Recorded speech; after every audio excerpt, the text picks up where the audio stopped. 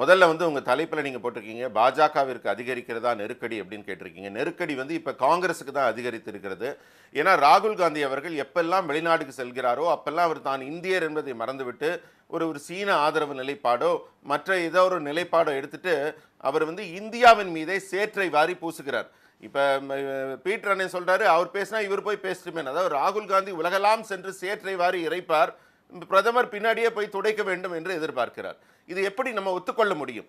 இந்திய நாட்டின் இறையாண்மையின் மீது, இந்திய நாட்டின் பாதுகாப்பின் மீது, இந்திய நாட்டின் மக்களின் மீது இவ்வளவு அவதூறுகளை அள்ளி தெளித்துவிட்டு ஒரு நபர் வருகிறார் என்றால், அதுவும் இந்த நாட்டோட எதிர்க்கட்சி தலைவராக இருப்பவர், அவர் தன்னுடைய பொறுப்பை மறந்துவிட்டு, பொறுப்பு இல்லாமல், அதாவது இந்தியாவில் நீங்க வந்து ரொம்ப மாண்பா நீங்க வந்து உங்க இது சொல்றீங்க, நீங்க நெறியாளர் சொல்றப்ப எனக்கு வேடிக்கையா இருக்கிற. அவர் எப்படி சொன்னாரு, சீக்கியர்கள் இங்கே தலைப்பாகை கட்ட முடியவில்லை, இங்கே இருக்க சீக்கியர்கள் தங்களுடைய மத சின்னங்களை அணிந்து கொள்ள முடியவில்லை, தெருவில் அவங்களால் நடக்க முடியலங்கிறார். அப்படியா இந்தியா இருக்கிறது? எப்படி ஒரு பொய்யை முன்னிறுத்துகிறார்? அதாவது காலிஸ்தான் தீவிரவாதிகளை வெளிநாடுகளில் தூண்டிவிட வேண்டும் என்ற ஒற்றை நோக்குடன் அவர் போய் சந்திக்கிற நபரெல்லாம் யார் யார் இருக்கா? ரோஹன் கண்ணாவை சந்திக்கிறார், இலான் உமரை சந்திக்கிறார். யாரெல்லாம் இந்தியாவுக்கு எதிராக பாகிஸ்தானோட கைகோர்த்து கொண்டு பாகிஸ்தான் ஆக்குபைடு காஷ்மீருக்கு மட்டுமே விசிட் பண்ணி இந்தியாவை சிறுமைப்படுத்தி கொண்டிருக்கிறார்களோ, இந்தியாவின் பாதுகாப்பை அச்சுறுத்தி கொண்டிருக்கிறார்களோ, அவர்களை எல்லாம் மட்டும் தேர்ந்தெடுத்து ராகுல் காந்தி சந்திக்கிறார் என்றால் அவர் என்ன நினைக்கிறார்னா, அவரால் ஜெயிக்க முடியாது. ஏன்னா மக்கள் வந்து காங்கிரசின் முகத்திரையை கிழித்து விட்டார்கள், இனி அவர்களுக்கு வெற்றி என்ற ஒரு வாய்ப்பே இல்லை என்பதை புரிந்து கொண்டு அவர் என்ன நினைக்கிறாரு, இந்தியாவில் வந்து ஒரு கலவரத்தை உருவாக்க வேண்டும், இன்னொரு பங்களாதேஷ் மாதிரி இங்க நடக்காதா அப்படின்னு அவர் எதிர்பார்க்கிறார். இதற்காக இந்தியால அவர் பேசுறது பாரத் ஜோடோ யாத்திரைன்னு அவர் நடத்துனது. இந்தியால வந்து ஒரு மத வெறுப்பை விதைச்சிட்டாங்க, நான் அமைதியை உருவாக்குறதுக்காக நடக்கிறேன்னு இந்தியா முழுக்க போனார். இந்தியாவில் அவர் பேசுற பேச்சினால வராத ஒரு கலவரம் அமெரிக்காவில் போய் ஸ்டூடெண்ட்ஸ்டே மற்றவங்கள்ட்ட இன்டராக்ட் பண்ணும்போது வந்துருமான்னு எனக்கு தெரியல. எது அவதூறு கருத்துன்னு சொல்லுங்க. வந்து சைனாவுக்கு ஆதரவா பேசிட்டாருன்னா சைனாவுக்கு ஆதரவா என்ன பேசிட்டாரு? இப்ப பொருளாதார ஏற்றத்தாழ்வு, ஜாதிய ஏற்றத்தாழ்வு இருக்கு அப்படின்னு சொன்னா அது உண்மைதானே?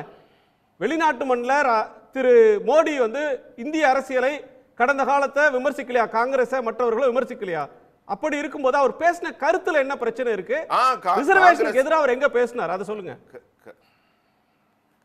கண்டிப்பாக நீங்க ரிசர்வேஷன் பத்தி நீங்க நெறியாளர் சொன்ன கருத்துல எனக்கு உடன்பாடு இல்லை. நீங்க பூசி மெழுகி அது கொஞ்சம் பூசி மெழுகி பேசலாம். அவர் பேச அப்படியே வேணா டெக்ஸ்ட் படிச்சு காட்டுறேன். காங்கிரஸ் அவர் என்ன பேசினாருன்னு சொல்லுங்க, நான் அவர் என்ன பேசினாரு சொல்றேன். படிச்சு காட்டுங்க, படிச்சு காட்டுங்க.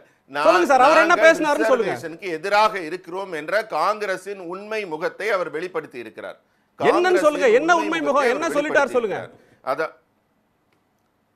ஆமா, நாங்க காங்கிரஸ் இனிமே நாங்க வந்து ரிசர்வேஷனே காங்கிரஸ் கட்சி எடுத்து விடுவதை பற்றி யோசிக்கிறோம்னு அவர் பேசுறாருன்னா என்ன அர்த்தம்? என்ன சொன்னாரு, என்னன்னு சொன்னாரு எக்ஸாக்ட்டா சொல்லுங்க. அவருடைய ஃபைனல் வேர்ட் சொல்லுங்க சார். அவர் வந்து ஜாதி வாரி கணக்கெடுப்பு நடத்தணும், சமூக பொருளாதார சர்வே நடத்தப்பட வேண்டும், இந்த நாட்டில் அரசியல் சட்டம் பாதுகாக்கப்படணும், எஸ்சி பிசி ஆதிவாசிஸ் அவர்களுக்கு இன்னமும் அதிகாரம் போய் சேரல, அவர்களுக்கு சம வாய்ப்பு என்னைக்கு வருதோ அன்னைக்கு இடஒதுக்கீடு இல்லைன்னு வேணாம்ன்றதை பத்தி யோசிக்கலாம்ன்றாரு.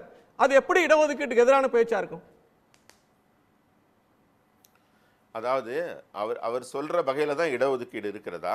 இடஒதுக்கீடுங்கிறது நீங்க ஒட்டுமொத்தமா 100% எல்லா பிற்படுத்தப்பட்ட மக்களையும் எல்லா ஒடுக்கப்பட்ட மக்களையும் ஒரே நாள்ல உங்களால மேல தூக்கிட முடியுமா? அப்ப மற்ற மக்கள்லாம் என்ன செய்வாங்க?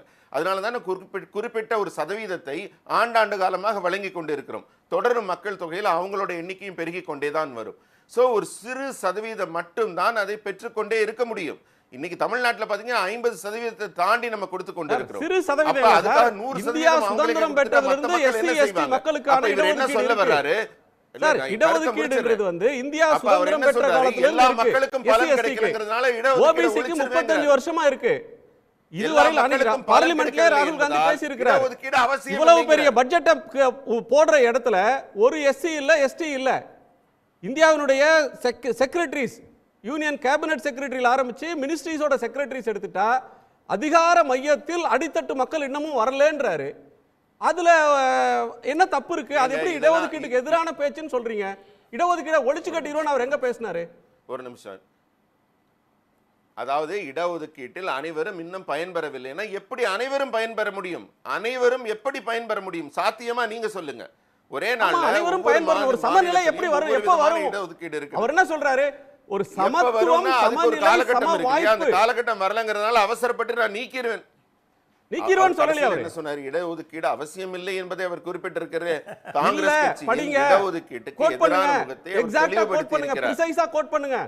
அவர் உங்கள்ட்ட தரவு இருக்கும் சார். Precise எக்ஸாக்ட்டா அவர் என்ன ஆகத்தான் சொன்னார்? சொல்லிடுறேன். இடஒதுக்கீட்டை அவர் எப்ப சொன்னது. ஒழிச்சிருவேன்னு சொன்னார் சொல்லுங்க. அவர் பேச்ச போடுங்க. இப்ப போடுங்க. அவர் பேச்ச இன்னொரு இருக்கு தடவை சார், போடுங்க. உங்க கையில இருக்கிறத நீங்களே படிங்க. போட்டு கேளுங்க. இல்ல, நான் இன்னொரு என் தடவை கையில இருந்து போடுங்க. படிக்கிறேன். தரவுகள் இருக்கிறது இல்லையா? சார், அவர் பேசுனதை நான் படிங்க. மனப்பாடமா சொல்றேன் நீங்க சார். படிங்க, நான் சொல்றேன். We will think of last word scrapping என்ன சொல்றாரு? reservation when India becomes yes. fair to everyone. We will அதுக்கு think என்ன of சார் அர்த்தம்? scrapping reservation என்ன சார் பொருள்? We will ஒருத்தர் அவரை கேக்குறாரு சார், scrapping இன்னும் எவ்வளவு காலத்துக்கு reservation என்ன ரிசர்வேஷன் அர்த்தம்? வச்சிருக்கீங்கன்னு உங்க கேக்குறாரு. அவர் திருப்பி சொல்றாரு, எங்க நாட்டுல இன்னமும் சமத்துவம் வரலப்பா, இல்ல, அது SC, ST லாம் இன்னமும் கேட்கறதுக்கான டாப் பில்லியனர்ஸா வரல, பினான்சியல் குணா சார். சுதந்திரத்தை அவங்களுக்கு பெருசா குணா சார், வரல, எவ்வளவு என்னைக்கு சார் அவங்களுக்கு விட்டு எல்லாரும் கொடுத்தீங்க? மேல வர்றாங்களோ We will think அன்னைக்கு of அதை பத்தி scrapping யோசிக்கலாம்னு reservation சொல்றாரு. என்ன சார் அர்த்தம்? We will think of scrapping reservation என்ன பொருள்? அடுத்த லைன், நீங்களே சொல்றீங்க. we will think அதனால of நான் என்ன reservation. சொல்றேன்? இதுக்கு அடுத்த அடுத்த லைன், கட்டத்துக்கு போவோம். இல்ல சார், அடுத்த சொல்லுங்க. அதாவது சீனாவை பத்தி ஒரு நிமிஷம், பீட்டர் குறுக்கிடுறார். ஒரே செகண்ட், திருப்பி ரிசர்வேஷன் தான். நீங்க அதுக்கு அடுத்த கட்டத்துக்கு போறீங்க. இல்ல அதாவது அந்த பாயிண்ட் நீங்க வரல. நண்பர் வந்து ரிசர்வேஷனுக்கு எதிராக அவர் என்ன பேசினார்னு கேட்டேன். ஒரு வந்து- நிமிஷம், பீட்டர் தான் குறுக்கிடுறார். ஒரு செகண்ட் ப்ளீஸ். இல்ல நண்பர் கருணேஷ் வந்து அந்த பதிலே வந்து அப்படியே டோட்டலா வந்து உல்டாவா மாத்துறார். ஒருவர் கேள்வி கேட்கிறார் அவர்கிட்ட, என்னைக்கு இந்தியாவில் இடஒதுக்கீடு முடிவெடுக்க வரும்? அவர் என்ன சொன்னார்னா, எப்பொழுது நீதியான சமூகம் இந்தியாவில் ஏற்படுகிறதோ அப்பொழுது வந்து இடஒதுக்கீடு முடிவுக்கு வரும். 100 ரூபாய் இருந்தால் அதுல வந்து 5 பைசா தான் வந்து ஷெட்யூல் ட்ரைபுக்கு கிடைக்குது, 5 ரூபாய் தான் ஷெட்யூல்டு காஸ்ட் கிடைக்குது, அதே 5 ரூபாய் தான் பிற்படுத்தப்பட்டவர்களுக்கு கிடைக்குது. 94 ரூபாய் ஒரு சமூகத்திடம் இருக்கிறது, அல்லது ஒரு தரப்பு மக்களிடம் இருக்கிறது. இந்த அநீதி மாறினால் ரிசர்வேஷனை நம்ம வந்து கொண்டு வரதை பற்றி யோசிப்போம் அப்படின்னு சொல்றாரு. இதுல என்ன வந்து கருணேஷ், இதுல என்ன புரியாத செய்தி என்ன இருக்கு?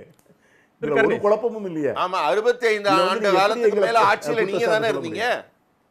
65 ஆண்டு காலமாக ஆட்சியில நீங்க தானே இருந்தீங்க. அப்ப இந்த லெவல்ல தான் நீங்க வச்சிருந்தீங்களா ரிசர்வேஷனை? அவர்களுக்கு இவ்வளவு தான் நீங்க செஞ்சிருந்தீங்களா? 10 ஆண்டு காலத்துல எங்களால ஒரு மிகப்பெரிய மாற்றத்தை புரட்டி போட முடியாதல்ல? அப்ப நீங்க சொல்றது என்னன்னா, நீங்களே உங்களுடைய ரிசர்வேஷனுக்கான அணுகுமுறையில எத்தனை பாதிப்புகளை அந்த மக்களுக்கு ஏற்படுத்தி இருக்கிறார்கள் நீங்களே ஒத்துக்கிறீங்க. அதுக்கு சொல்ல வேண்டிய பதில் அவரு we will think of scrapping reservation சொல்லக்கூடாது, we will think of keeping reservation சொல்லியிருந்தா நான் ஒத்துக்குவேன். அவருக்கு எண்ணம் இருக்குன்னு, அவருடைய அடி மனசுல இருக்க எண்ணம் அதுதான் வெளிப்பட்டு கருணேஷ், ஒரு பேராவை படிக்கிற தப்பு இல்லைன்னு நினைக்கிறேன். அவர் சொல்றாரு. Look at the numbers. If you look at Indian government, there are 78 bureaucrats who run this government, secretaries to the government of India. They make all financial decisions. If you add up Dalits, OBCs and tribals, they come to 73% of the population. Out of 78 secretaries, there is one tribal. There are 3 Dalits, 3 OBCs and minority. 90% of India has less than 1%. He further said he will think of scrapping reservation when India is a fair place, and India is not a fair place. இன்னைக்கு India சமத்துவமான வாய்ப்பை வழங்கும் நாடாக இல்லைன்னு சொல்றாரு.